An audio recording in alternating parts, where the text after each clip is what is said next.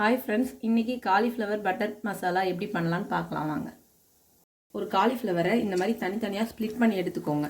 அதுக்கப்புறம் கொதிக்கிற தண்ணியில் லைட்டாக மஞ்சத்தூள், கொஞ்சமாக உப்பு, காலிஃப்ளவர் நல்லா வாஷ் பண்ணதுக்கப்புறம் ஸ்ப்ளிட் பண்ண காலிஃப்ளவரை இந்த கொதிக்கிற தண்ணியில் போட்டுருங்க.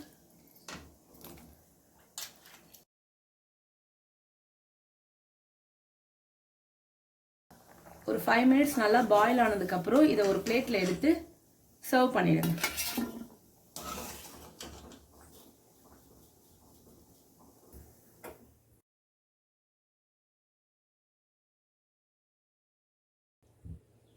காலிஃப்ளவர் பட்டர் மசாலாவுக்கு மசாலா ரெடி பண்ணிக்கலாம். அதுக்கு என்னென்ன பொருள்னு பார்த்துக்கலாம். 2 வெங்காயம், 3 தக்காளி, ஒரு பச்சை மிளகாய், ஒரு பிரியாணி இலை, ஒரு லவங்குப்பூ, ஒரு சின்ன பட்டை, 4 பல்லு பூண்டு, கொஞ்சமாக கருவேப்பிலை, கொத்தமல்லி, தேவையான அளவு முந்திரி.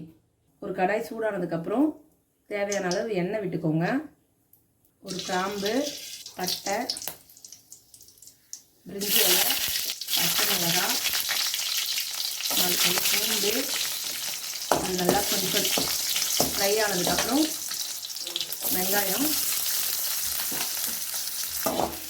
வெங்காயம் இந்த மாதிரி ப்ரௌன் நிறமாக வந்ததுக்கப்புறம் தக்காளியை ஆட் பண்ணிக்கோங்க.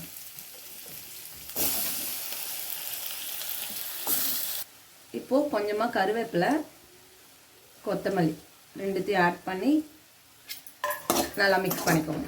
லாஸ்ட்டாக எடுத்து வச்ச முந்திரியை போட்டுக்கோங்க. தேவையான அளவு உப்பு போட்டுக்கோங்க. நல்லா வதங்கினதுக்கப்புறம் ஸ்டவ் ஆஃப் பண்ணிவிட்டு கொஞ்சம் நேரம் அப்படியே ஆற விடுங்க. ஆறுன இந்த வெங்காய தக்காளி மசாலாவை ஒரு மிக்சர் ஜாரில் மாற்றி இந்த மாதிரி பேஸ்ட்டாக அரைச்சி எடுத்துக்கோங்க. இப்போது மசாலா ரெடி பண்ணியாச்சு. அதுக்கு தேவையான இப்போ கிரேவி ரெடி பண்ணுறதுக்கு அகைன் 2 வெங்காயம், 2 தக்காளி, கொஞ்சமாக கருவேப்பிலை, கொத்தமல்லி எடுத்துக்கோங்க. ஒரு கடாய் சூடானதுக்கப்புறம் தேவையான அளவு பட்டர் ஆட் பண்ணிக்கோங்க.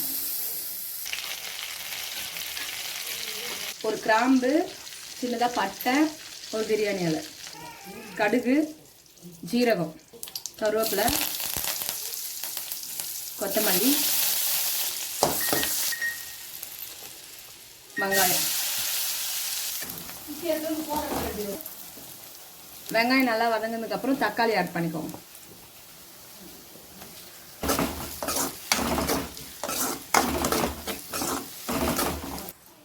நல்லா வதங்கினதுக்கு அப்புறமா நம்ம அரைச்சி வச்ச பேஸ்ட் இருக்கு இல்லைங்களா, அதை ஆட் பண்ணணும்.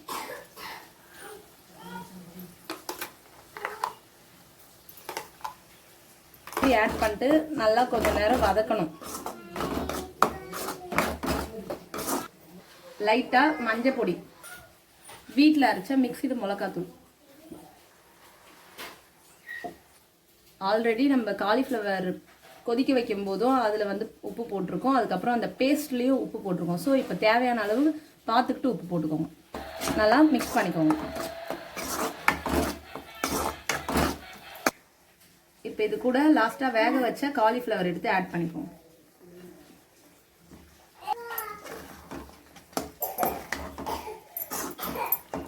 கிரேவி உங்களுக்கு எந்த அளவுக்கு திக்னஸ் வேணுமோ அதுக்கேற்ற மாதிரி நீங்கள் தண்ணி மிக்ஸ் பண்ணிக்கோங்க.